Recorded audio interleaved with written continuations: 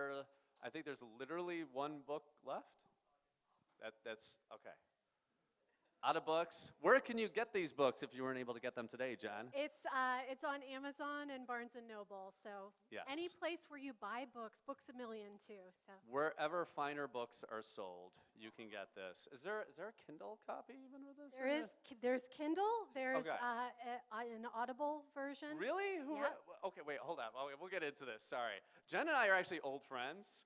So like old is it like we've known each other for like 20 years. So like this is the first time I've ever had an author here that I actually like knew and I'm friends with and all that. So this is like super exciting for me to do this. So Super exciting for me too. yes, yes. So anyway, okay, so let's go ahead and start formally here. Hi, everybody. Happy New Year to you all. This is our first author talk that we have of the decade, which is like amazing. We're going to have so many more, but seriously, thank you for all coming out. This is a packed house. This is amazing. And as I've already talked to some of you, you are definitely not here for me. You are all here to see and to talk to Jen Miller. And Jennifer Miller is the author of Confident Parents, Confident Kids. Here is the book right here for all of you watching at home. You could buy it wherever books are sold. And Jen is probably one of the smartest, most intelligent, and sweetest people that I know. And like we've been friends forever, and like this is so awesome and special that like she gets to come and and you get to like hear and bask in her awesomeness today for the next hour. So if we could give a big round of applause, Jennifer Miller. You're welcome. So Jen, let's actually start with your journey, kind of your entrepreneurial journey, if you will, with this. So how did you get to where you're at today, and like to this point where you're a published author, you have a blog, and all of this amazing stuff? So walk us through all that, and then we'll get into the kiddie stuff after that. When I was 5, Yes, yes, please. really, when I was 5, I was drawing in a notebook pages and writing stories, and so I think this is truly a lifelong dream come true, writing and getting to illustrate a book, no question. But I have spent most of my career working in education, working with schools in the area of social and emotional learning, helping children grow their social and emotional skills. And I was doing this when I had a baby. I was on the road traveling, doing professional development for teachers, pumping breast milk in the car miserably, and asking if this was really what I wanted to do with my life. And I went in, I remember one moment, it was around this time of year, January. I was leading a school change effort to make it a more caring school community and integrate skills like empathy, problem solving, collaboration into the curriculum. And the teachers had gotten such a vision for this change that they wanted to make in their school. And at the January, 3/4 of the way through the school year, they were not where that vision was in their heads. We had started, but change is a process. And they were not there. And I came into that crowd, and they looked at me with poison darts. I mean, just anger, like, you promised us this vision of a caring school community, and it hasn't happened yet. Our children are not getting A pluses and showing empathy for one another, and we want that now. And they said, you're not in our classroom with our students. And I said, oh my gosh, you're right. I can't possibly know your students. So I drove all the way home crying, like, they told me I'm not, I don't have integrity, basically. I felt like I'm not being authentic because I don't know their lives. But I have a baby in the next room from me, or in my arms. And I know that he needs all these skills for success in life.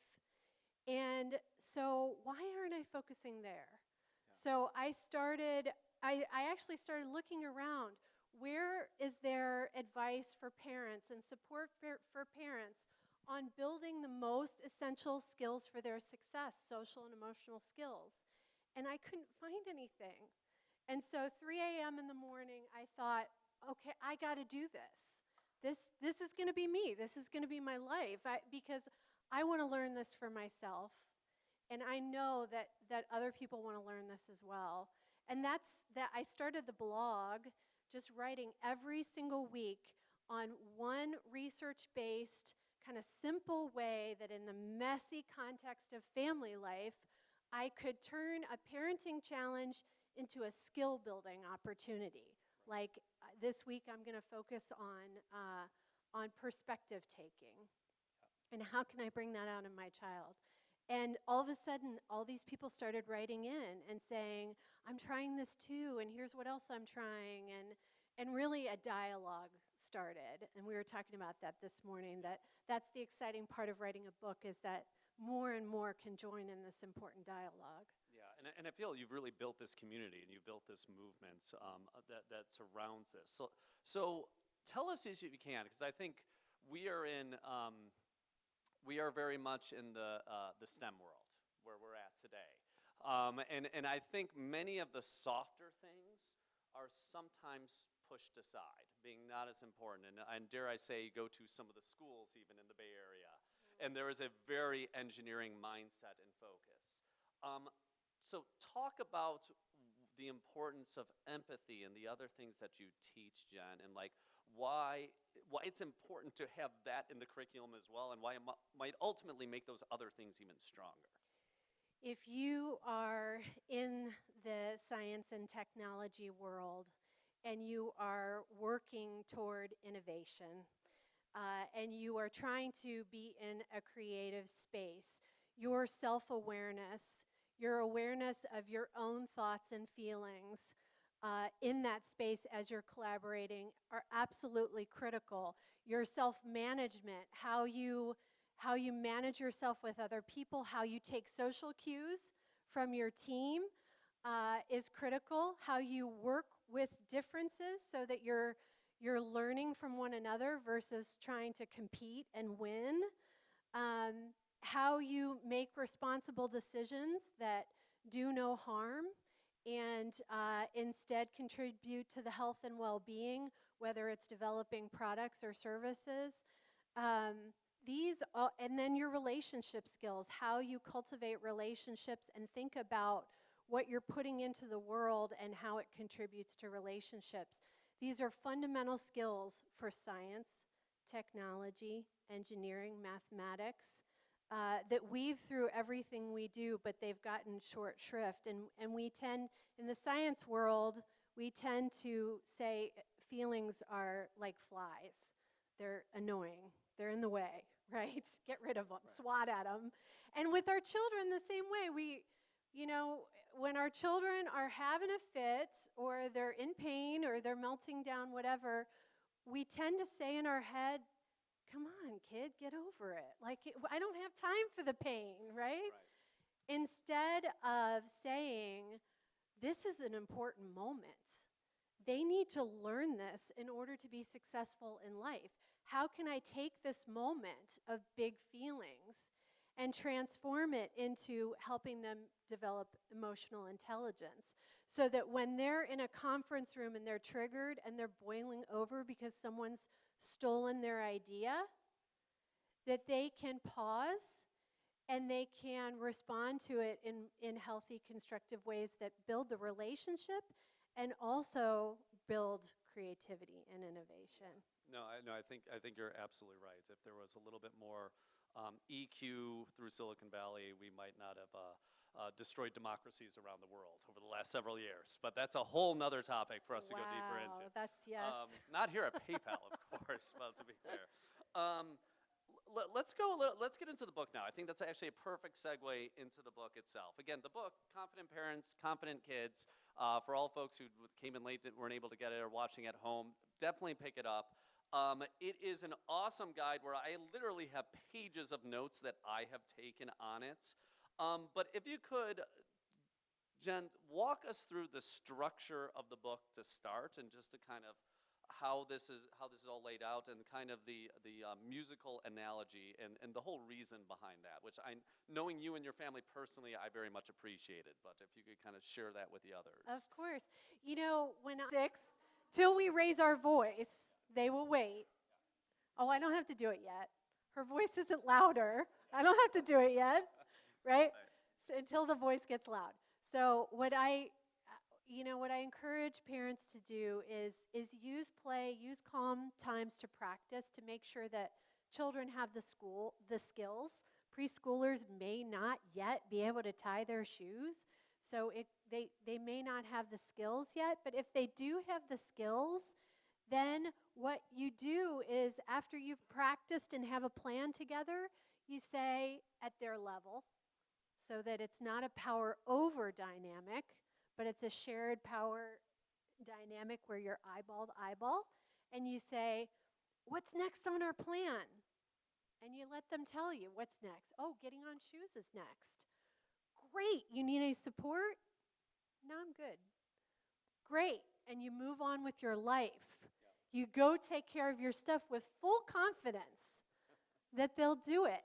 Now, I coach people on this, and you're not believing me. I feel it. I feel it because this is a struggle we all go through. But I coached a woman who came to me with intense anxiety. She has 5 children, 5 and under. Right? What? Yes. And she said, they were at the car before I was. No, not the baby. But they were at the car before I was. So it works. We have to make sure they have the skills. We have to plan ahead. We have to practice. We have to play. Then we have to empower them to enact those skills.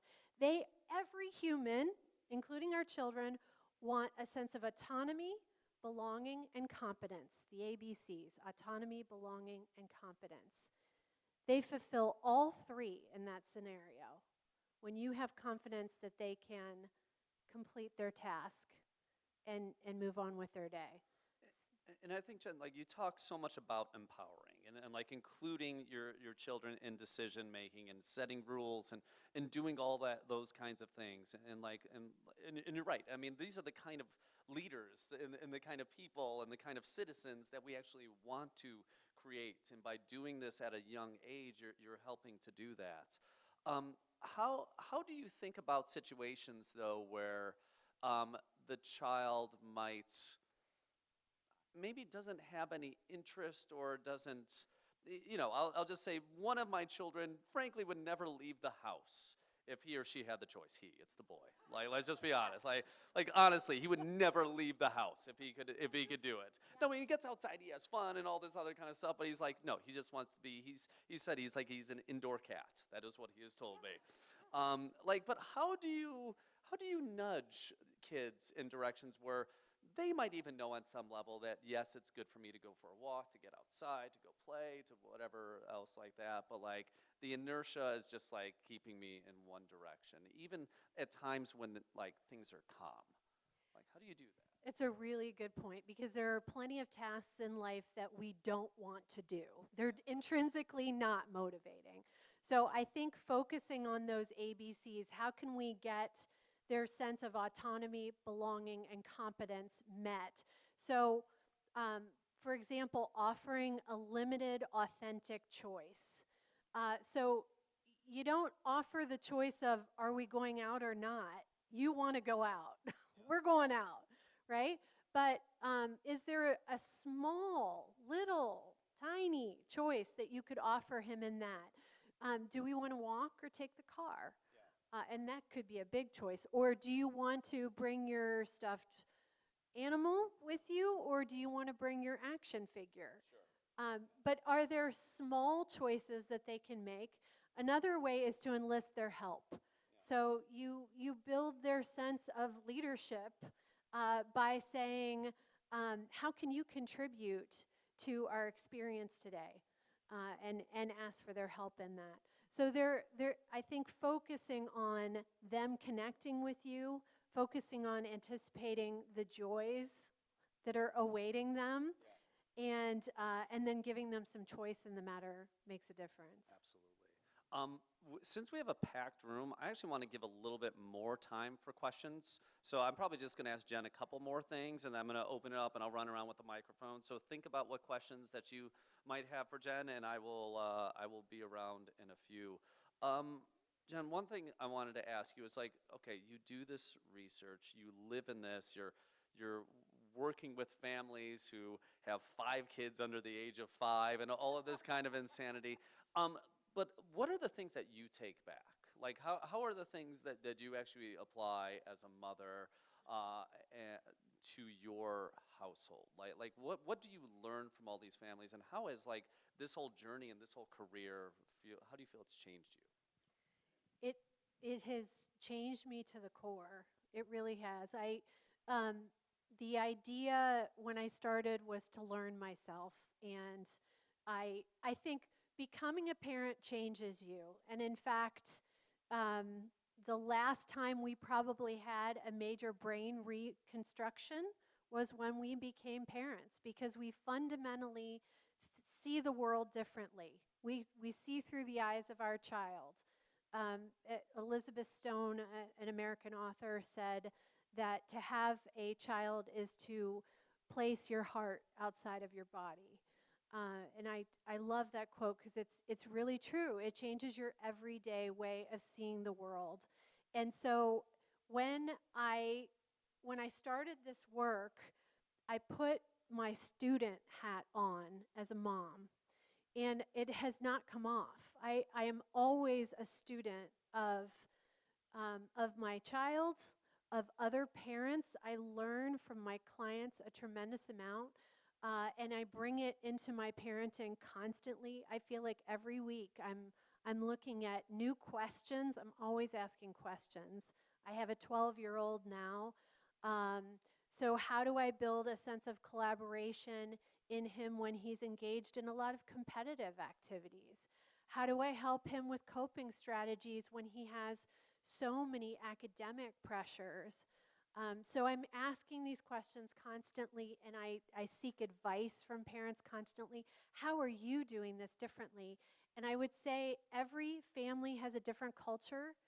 And I think there is a lot to learn from various cultures and various families on how they do this stuff. There's no magic bullet, right? There's a million ways to do it. Absolutely. No, and I mean, I think one of the things, even just being a parent, also makes you question certain things from your own childhood over time, or hopefully it does. And like, and your parents are awesome. Like, I have met your parents before. They are pretty awesome, I will say. But like, there's also some things you've just had on autopilot your entire life, and then all of a sudden you're like, wait, I'm just doing my dad did. Was that the right thing? Like, you know, it makes you question so much. Yes. So I have a story about that, if I could share. And Please. it was another kind of bringing me to this work moment. When my child was a toddler, I went into his bedroom. He was playing with something, and we had a next activity to get to. So I said, "Pick your last thing. We're gonna move on. We're going to the library, story time or something like that." And he stood up, red in the face, waddled right over to me and hit me. And it freaked me out. That moment is emblazoned in my brain because I study child development. I know with my cognitive brain that toddlers hit. They bite, right? Because they don't have the words to express their big feelings, so they lash out physically. So I knew this. But when he hit me, my reaction completely shocked me. I wanted to cry and run and hide. I felt punished by my little 1.5-year-old. I felt punished. What was this? And then I started the self-flagellation that you do. Like, we're really good at that as parents. Like, what? Are you crazy? What are you doing? And then I started thinking, he's going to become a violent person someday. Sure, Like, yeah. I am growing a violent... This is how Manson got started, right? Yeah, right, like exactly. yeah. I used to run the Center for Peace Education, and here's, I'm training my child in violence. So I went away from that one little experience, and I started journaling. And I realized that mashup of emotions is what makes parenting so complicated, because my childhood experience came rushing back in that moment. I was triggered, and it was very much from my childhood. The weird thing about emotional memories is that you don't connect it to the history. Right. So you feel it, and it's powerful, and you think, I'm completely irrational right now. This does not fit my context, right? My feelings are much bigger than this situation merits. Whenever you say that to yourself, this is irrational, that is history coming back. That's when you know that history from your own childhood is coming back. Because our feelings come from any past experience, anyone. And so we really have to step away and think about it and reflect and say, where is this coming from? Why was I so triggered? And then how can I respond to this, because it's going to happen again. Absolutely. Right? So Yeah. so then what do I do with it? If I get this mashup of big feelings, how do I deal with it in the moment? And for parents of little ones, I talk about strange calm. And I learned this from a mentor of mine. She would literally, we would be in the middle of something, and she would sit down on the floor. She would close her eyes. She would get really slow with her movements, and she would go inside. It didn't matter when it was, what was going on, and the kids around her were like, what? What? It's shocking. Yeah. But especially for little ones, you can't leave the room because it will escalate. They'll start crying more because they're scared you're leaving them, right? But you've got to take care of yourself first. It's the old put the oxygen mask on yourself before you help your child. So when your amygdala, your caveman brain, has taken over, and you're in fight, flight, or freeze mode, that's the only thinking that you can do in that moment when you're flushed with anxiety or worry or fear or anger, then you are so much better to take care of yourself, because it's either going to be yelling, it's whatever you do in that moment, however you react is likely to be one of those moments where at the end of the night you say, man, I missed the mark today. I really regret how I reacted. So why take that chance? Why regret? Why not think about those moments and just stop and go inside? Pause, close your eyes, take deep breaths. There's a physiological function you probably know that happens when you take deep breaths, that the chemicals that have isolated your amygdala to focus on fight, flight, or freeze actually recede. And you can access language and logic and creativity once again. It's amazing. When I thought about what word I wanted to center on for parenting, confidence was the one that kept arising, and I actually later did research and asked parents openly. I didn't feed them words. I said, what's important to you? And confidence was a top issue. So really the book defines confidence. What do we mean by that? And I think it's important to say a lot of people, since I've become an author, a parenting author, have treated me kind of like a priest. Like they come up and they confess their sins. I am not a perfect parent. They lower their eyes. But this has nothing to do with perfect parenting. Confidence is about learning.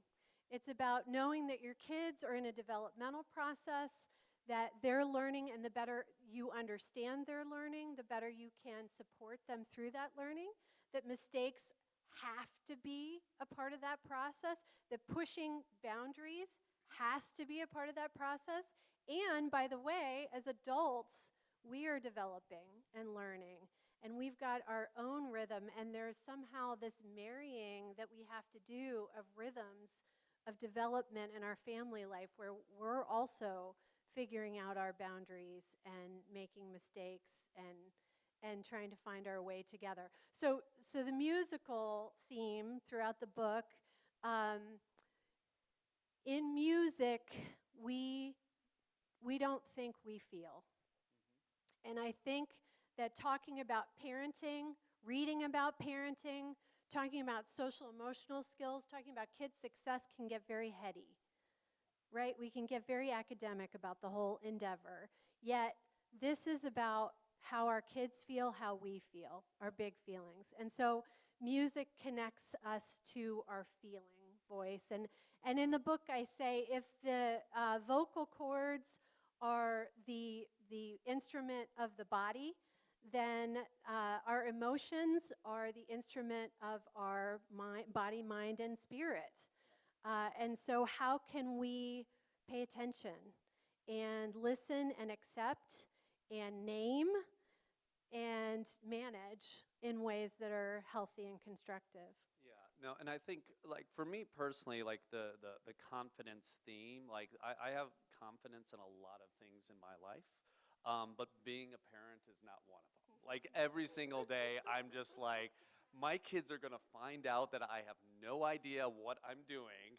I'm gonna be exposed, and like I totally have imposter syndrome as a father all the time.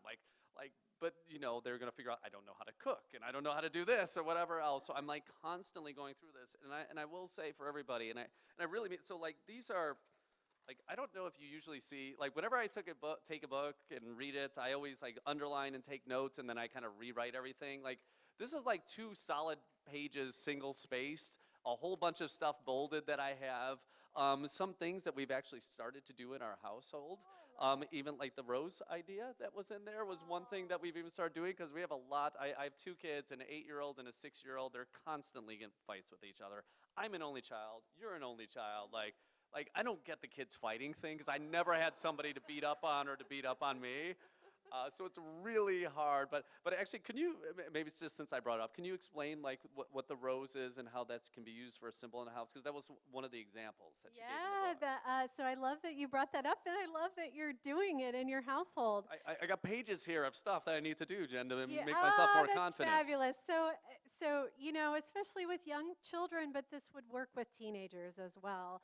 But with young children, when you make things tangible, when you ritualize, or when you include play in dealing with conflict in this situation, it really embeds the lesson and gives them something to physically do.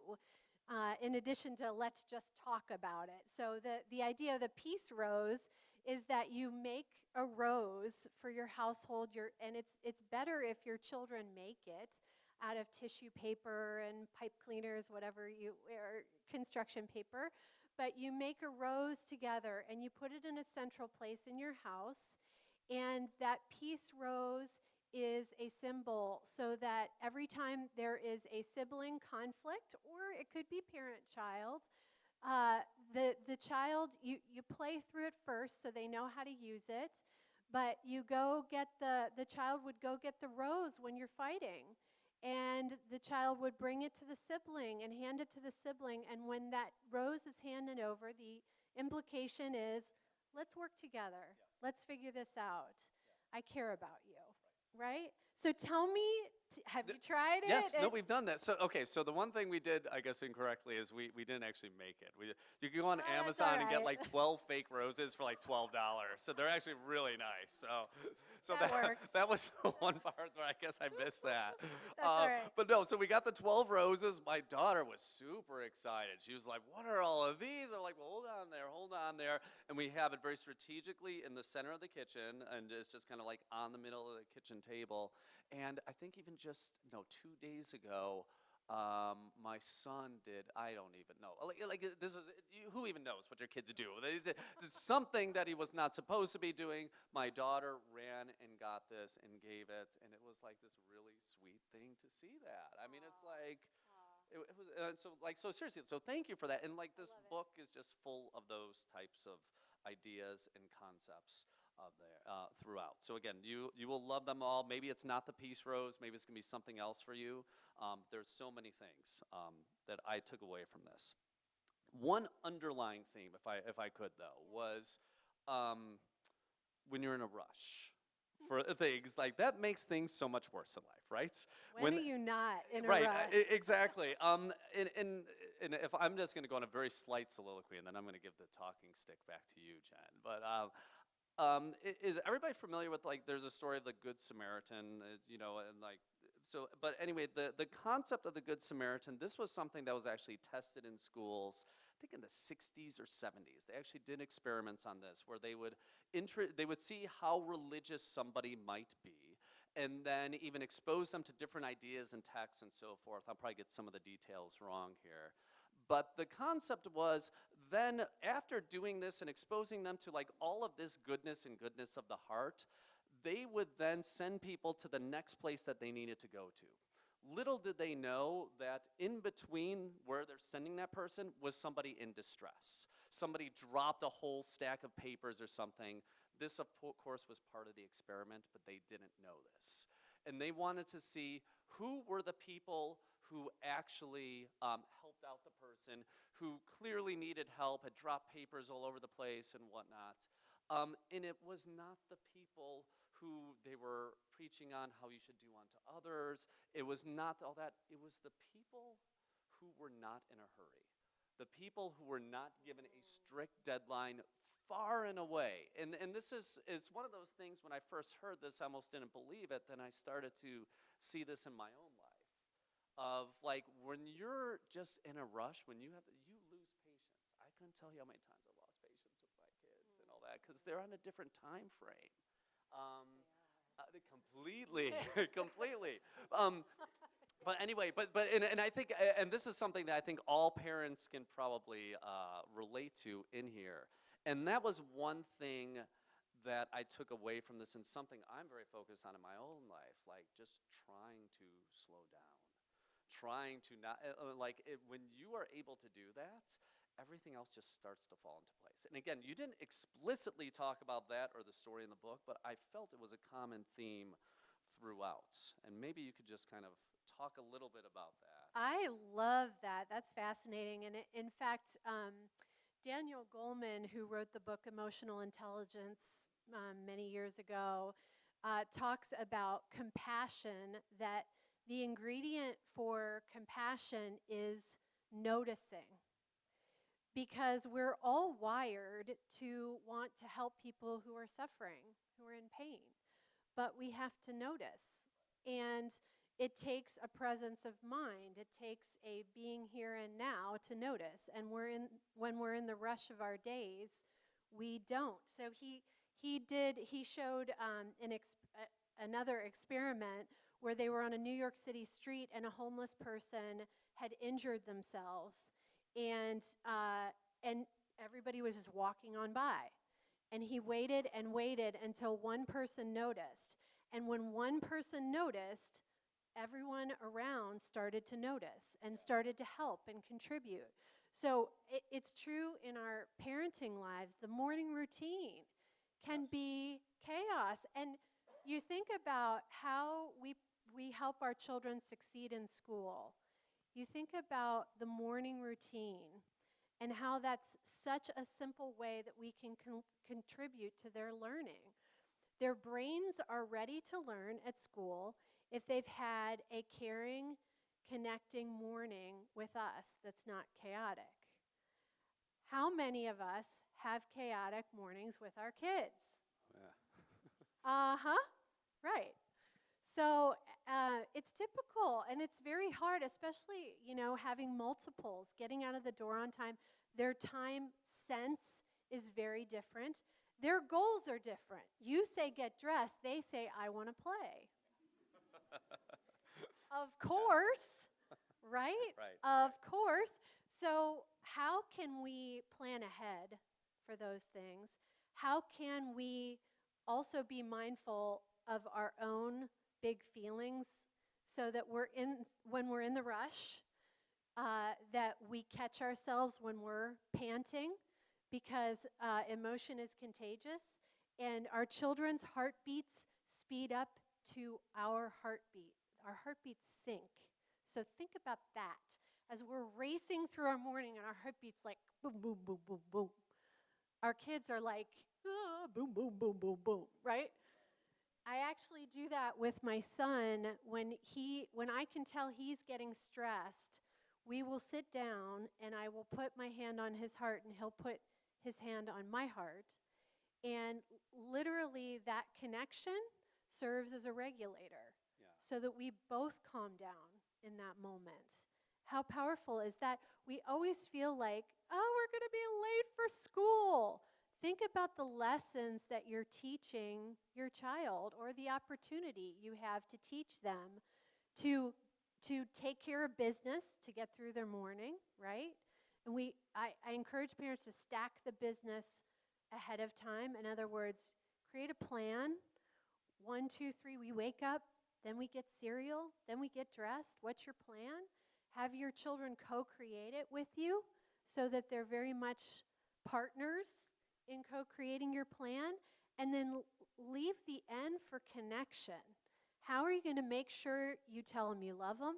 How are you going to make sure you get in a big hug or a snuggle before you send them off to the learning environment so that they're ready to learn for the day? It doesn't have to take long, but it can be really powerful. And I'll address the nagging, because I think we all fall into the get on your shoes, get on your shoes, get on your shoes, get on your shoes, right?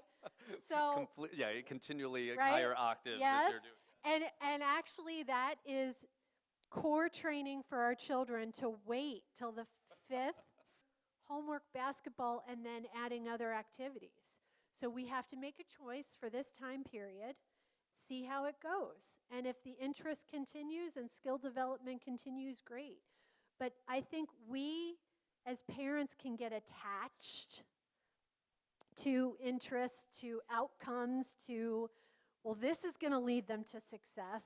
Well, how do we know? They're 5, right? How do we know? And even, in the teenage years, that's a major reformation of their identity. They're trying to figure out who they're going to be as an adult person. That's huge. So experimentation is really necessary. Play is necessary in order for them to figure themselves out. So it is a balancing act, that's for sure. But I love that you are looking for what those skills and assets are and how you can follow those. That's important. Yeah, thanks. Hi, Jen. This is Tripti. I have 2 boys, 7 and 5. So I'm looking for suggestions on how to establish bedtime routine. Well, establishing part is easy, how to get it successfully accomplished, right? So my 7-year-old is a very good negotiator. So when we start, right, like, okay, book reading is done, okay, everything, right?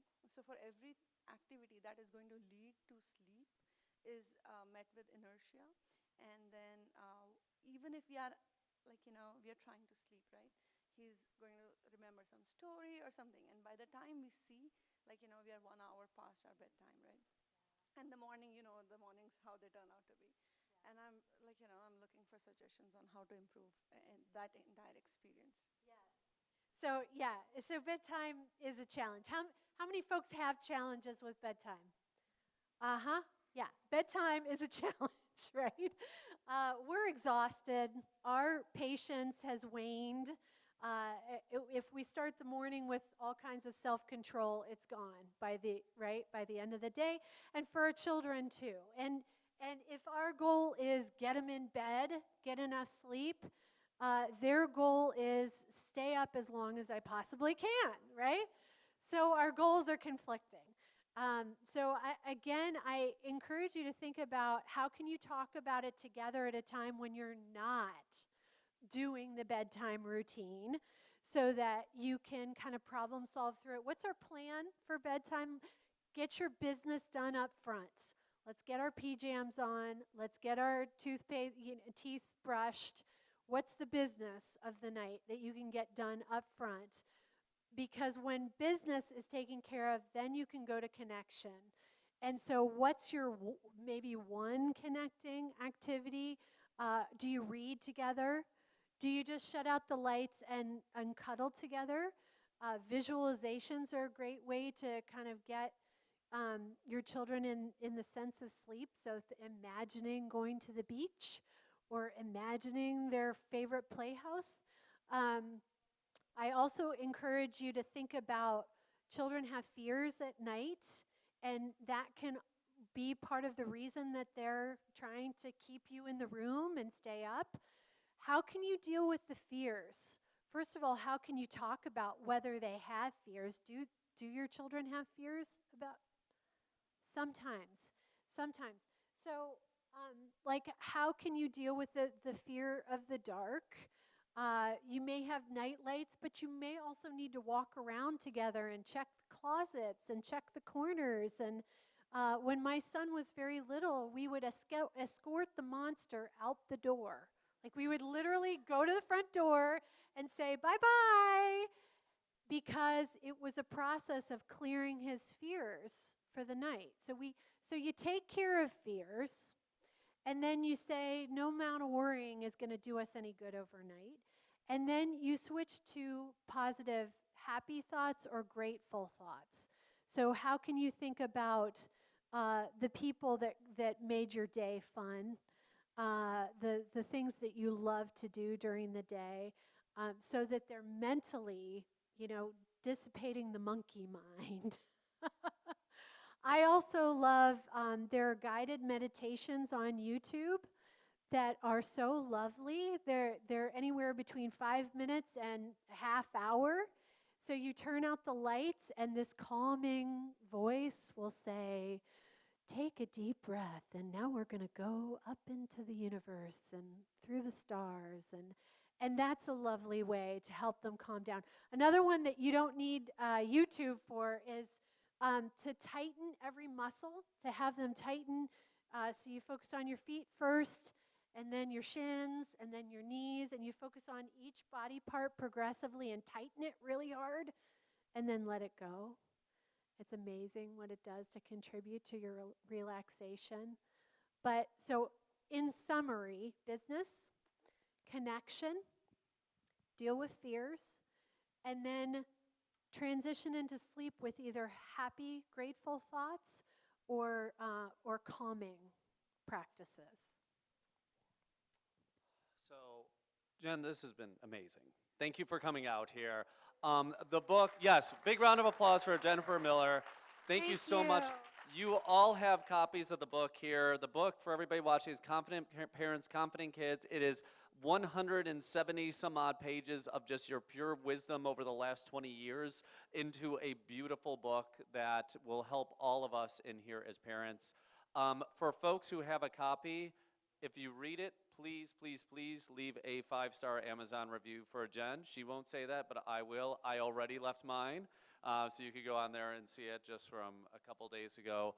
But again, Jen, thank you so much for coming. What an honor. Thank you so much for having me. This was such a treat. Thank you for your wise questions. I appreciate it. Thank you, Mike. You're amazing.